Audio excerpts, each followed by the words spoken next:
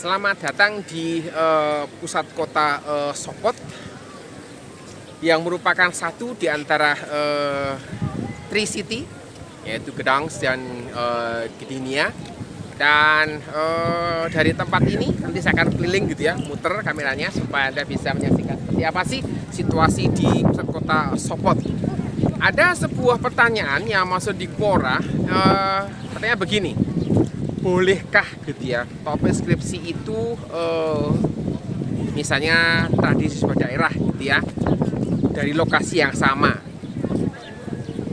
Nah, ini menjadi bagian yang sering ditanyakan karena kan skripsi itu unik gitu. Jadi orang berusaha untuk menghindari kesamaan-kesamaan itu sehingga muncul pertanyaan yang model begini. Nah, itu yang akan saya bahas pada edisi kali ini.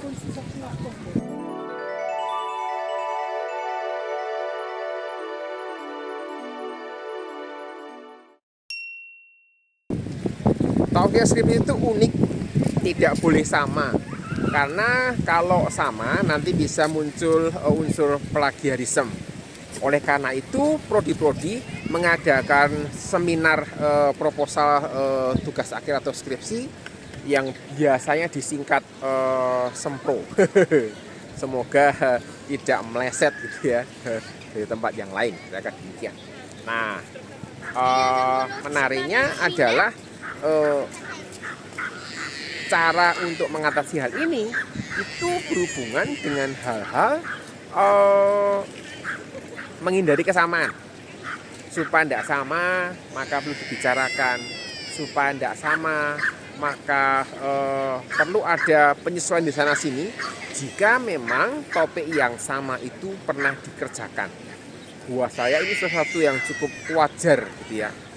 Setidaknya mahasiswa belajar untuk mengerjakan sesuatu yang unik yang dia bisa kerjakan, sehingga bisa banggakan, kira-kira demikian.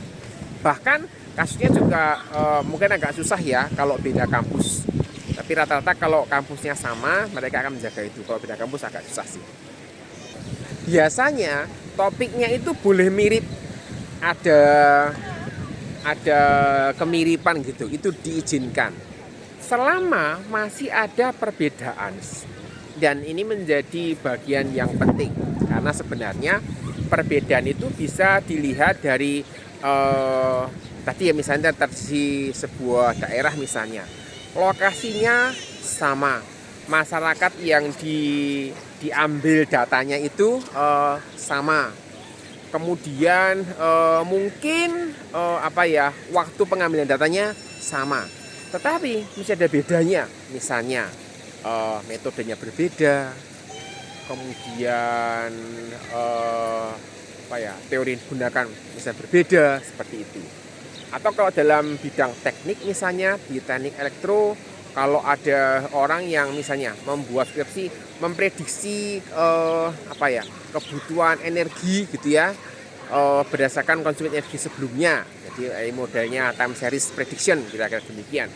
Wah, itu ada banyak algoritma. Mau pakai apa? Mau pakai neural network, jaringan secara tiruan, mau pakai K-means, mau pakai clustering, mau pakai wavelet, mau pakai dynamic time warping misalnya. Nah, ini bisa banyak variasinya, sehingga idenya sama gitu ya, melakukan prediksi energi listrik, konsumsi energi listrik berdasarkan data sebelumnya, tetapi metode yang dipakai untuk prediksi itu bisa berbeda-beda. Melihat bahwa sebenarnya dalam hal ini bidang ilmu sosial itu punya fleksibilitas yang lebih tinggi karena parameternya banyak. Jadi kalau misalnya kita bicara tentang situasi sosial tertentu, maka yang mempengaruhi situasi sosial itu parameternya bisa dipengaruhi oleh tradisi, kemudian kebiasaan, kemudian norma yang berlaku di daerah itu, kemudian mungkin ada undang-undang khas di daerahnya, dan memotret hal ini itu bisa memotret dari satu sisi saja, memotret dari satu parameter, sehingga temannya yang lain bisa menggunakan data yang sama persis gitu ya, tetapi parameter yang difokuskan untuk dianalisis itu bisa berbeda-beda. Nah, ini menjadi kekayaan tersendiri yang ada di bidang ilmu sosial, karena jumlah parameter yang cukup banyak, hampir bisa dikatakan jumlah parameter itu tidak terbatas. Oleh karena itu cukup menarik sebenarnya kalau kita bicara tentang bidang ilmu sosial tadi. Berbicara tentang ilmu sosial, selain masalah parameter yang jumlahnya itu bisa dibilang hampir tak terbatas, analisis di dalam masalah sosial itu atau dalam ilmu sosial itu akan dilakukan berdasarkan asumsi dan batasan masalahnya, gitu ya. Kalau kita bicara tentang asumsi, berarti pada waktu orang itu memiliki asumsi yang berbeda, maka kesimpulan bisa berbeda. Dosen bisa memiliki asumsi yang berbeda dari mahasiswanya, sehingga kesimpulannya bisa berbeda. Kemudian asumsi ini juga nanti dikaitkan dengan batasan masalah yang harus cukup jelas. Oleh karena itu di dalam skripsi pasti dalam proposal dituliskan apa saja batasan masalahnya yang memagari gitu ya hal-hal yang akan dikerjakan ini, supaya ketika analisis itu dibuat, maka dosen penguji itu bisa menyesuaikan diri dengan asumsi yang digunakan, dengan batasan masalah yang dipakai, sehingga tidak menimbulkan perdebatan yang tidak perlu gara-gara perbedaan batasan masalah dan asumsi tadi. Saya juga menemukan bahwa sudah diberikan asumsi dan batasan masalah yang jelas pun gitu ya, penguji masih bisa melihat angle yang berbeda gitu ya, untuk mendapatkan perbedaan-perbedaan yang ingin ditanyakan. Dan ini menjadi satu kekayaan tersendiri di dalam bidang ilmu sosial yang ingin saya kupas pada edisi kali ini. Dalam bidang ilmu sosial pun ada cukup banyak teori yang dipakai. Dalam bidang psikologi ada beberapa teori yang kadang berlawanan. Dan ini menjadi satu bagian yang menarik gitu ya. Contohnya ada banyak orang memunculkan model emosi gitu ya secara psikologi.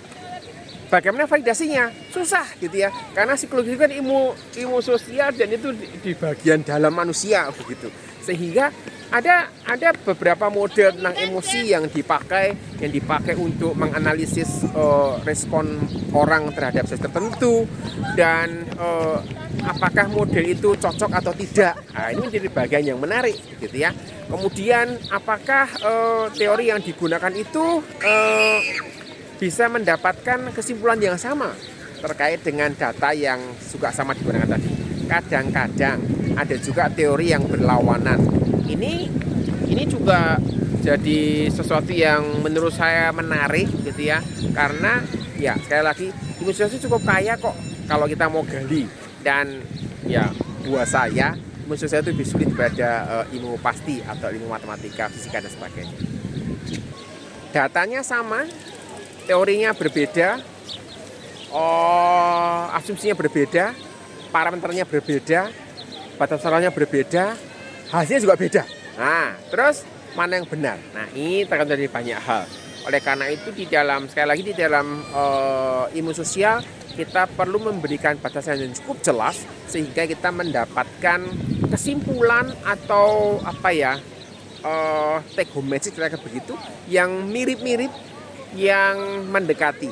Tapi buat saya justru perbedaan itu bisa memperkaya kita untuk melihat satu permasalahan dari berbagai macam sudut yang bervariasi. Ini menjadi bagian yang sangat menarik. Ini menjadi bagian yang menurut saya itu sulit diperoleh atau didapatkan di dalam bidang ilmu IPA misalnya. Karena rata-rata di bidang ilmu IPA itu sudah ada standarnya, dan standarnya juga cukup jelas, sehingga kita tidak bisa mengganti standar yang ada. Tapi dalam bidang ilmu sosial ada cukup banyak hal-hal yang kita bisa peroleh. Kita bisa menggunakan berbagai macam teori, kita bisa menggunakan berbagai macam asumsi, bahkan asumsi yang dianggap belum pernah dipakai pun kita bisa munculkan sendiri. Itu menjadi kekayaan di bidang ilmu sosial yang kita mungkin perlu gali gitu ya, supaya ada cukup banyak orang Indonesia yang belajar ilmu sosial. Saya kira itu dulu yang bisa saya sampaikan pada edisi kali ini, dan salam saya dari pusat kota di Sopot yang merupakan bagian dari Tri-City bersama dengan Gedang dan Gdynia. Sampai jumpa dan semoga bisa bermanfaat buat sahabat semuanya.